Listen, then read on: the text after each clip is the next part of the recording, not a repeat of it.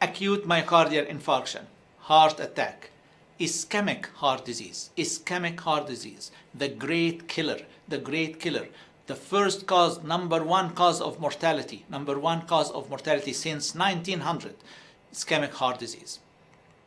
So let's start by talking about some anatomy about the heart. Ischemic heart disease, the heart does not get enough blood. How can the heart get its own blood supply? The heart gets its own blood supply by the coronary arteries. Coronary arteries are branches of the aortic arch. As the aorta exits the left ventricle, the first two arteries that come out of the aorta are the left main coronary and right main coronary. As the name implies, left main coronary is going to supply the left ventricle. Right main coronary is mainly going to supply the right ventricle. Which do we care more about? Definitely the left ventricle. Why? Because the left ventricle pumps blood to your body. The right ventricle only pumps blood to the lungs, not a big deal. But the left ventricle to the whole body. So we care about adequate blood supply to the left ventricle.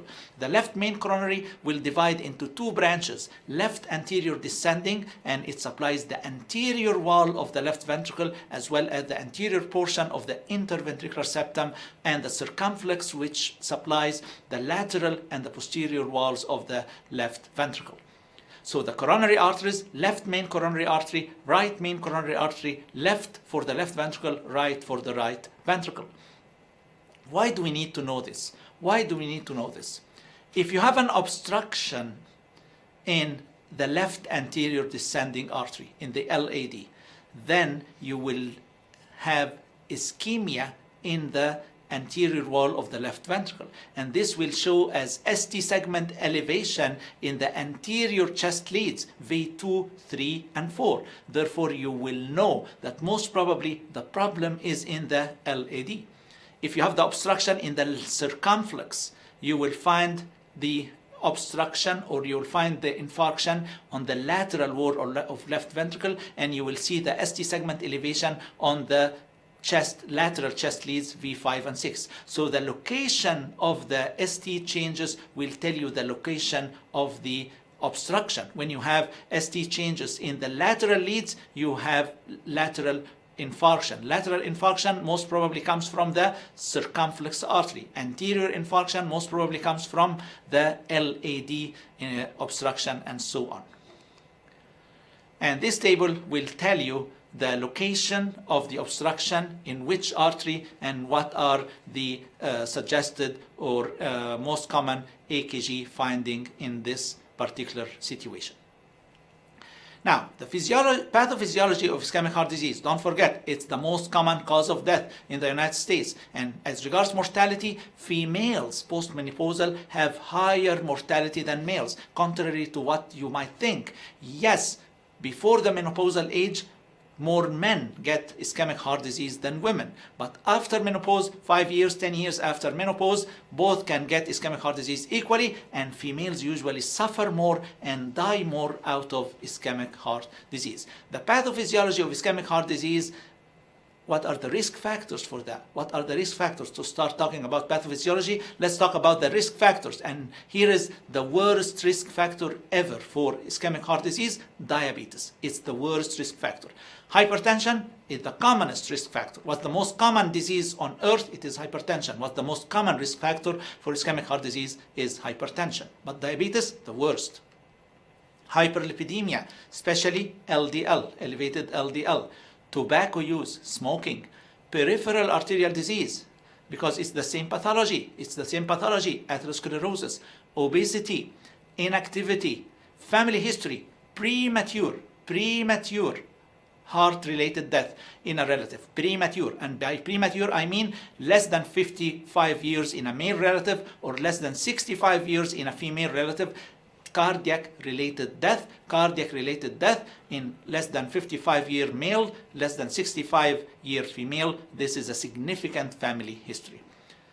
And it is, in one word, atherosclerosis. How does atherosclerosis start? Well, it starts by an endothelial cell injury. You damage the inner lining of the coronary vessels. The endothelium of the coronary artery is damaged. What can injure it? LDL, elevated LDL levels, smoking, hypertension will damage the endothelium of the coronaries. Then what happens? Inflammation and migration of inflammatory cells, specifically macrophages, to these damaged areas. And then these macrophages will start to engulf the LDL molecules that resulted in this injury, and a lot of lipid accumulation and smooth muscle cell proliferation and the formation of what's called foam cells. What are foam cells? These are macrophages after having engulfed a lot of LDL molecules. They become in the form of foam cells. A lot of inflammatory reaction will take place until you get the plaque formation, the formation of the atherosclerotic plaque. And this plaque, we have two types. Two types can be found in the same coronary, in the same patient.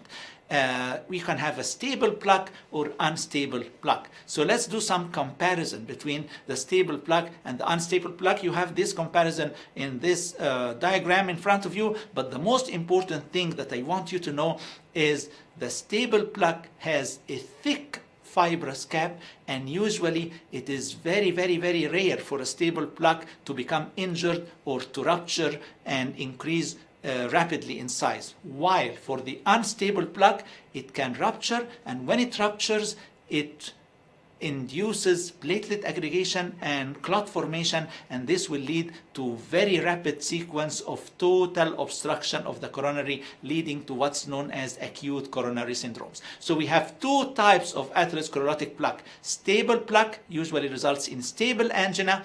Unstable plaque usually results in acute coronary syndromes, unstable angina.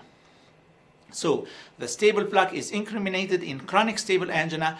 The unstable one is incriminated in acute coronary syndromes. So what's the pathophysiology in chronic stable angina? We have stable atherosclerotic plaque, thick fibrous cap atherosclerotic plaque, kind of fixed obstruction to the coronary arteries. This will lead to what?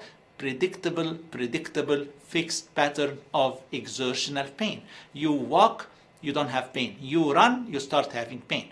This is usually chronic stable angina. Whereas acute coronary syndrome, something happening acutely, the thin fibrous cap, unstable plaque might rupture, and when it ruptures, platelets will aggregate, blood clot will form. So what are you going to have? You're going to have worsening of the obstruction. Maybe the obstruction was 50% after this platelet aggregation and clot formation. Now your obstruction is 90% or 100%. What's going to happen?